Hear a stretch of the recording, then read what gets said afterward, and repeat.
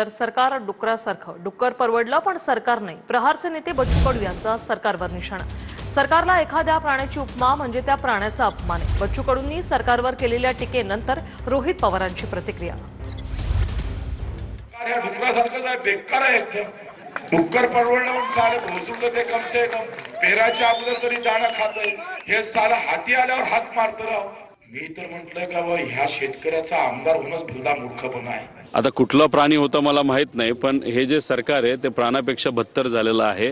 कुठल्याही प्राण्याची उपमा जर या सरकारला तिथं दिली तर प्राण्याची बदनामी होईल असं आपल्याला म्हणावं लागेल. सरकार फक्त पैसा खाण्यासाठी कॉन्ट्रॅक्टर्स आणि गुंडांचं सरकार आहे असं आपल्याला म्हणावं लागेल. अरे तू मरापेक्षा एखाद्याला मारून टाक ना. एखादा आमदार जरी कापला ना, आम्हीच सांगतो आत्महत्या करायची वेळच येणार नाही.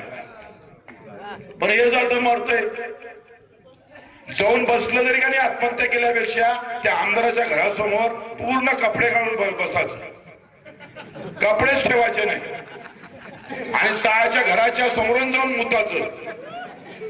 काय फरक आहे? मेल्यापेक्षा परवडत नाही का? हे हा धिगाणा जर सुरू केला ना तर सांगतोय मुतल्यानं काय फाळतोय सरकार. नाही, असं जर कोणी म्हणत असेल संविधानाच्या विरोधात आहे असं बोलून चालणार नाही. त्यामुळे ते वक्तव्य करत असताना कुठेतरी भावनिक झालेत असं आपल्याला म्हणावं लागेल. आज संविधान मनामध्ये ठेवून आपण सर्वजण काम करतो, संतांच्या विचाराने काम करतो. त्या भूमीमध्ये कापाकापीची भाषा करत असेल तर ती चुकीची आहे.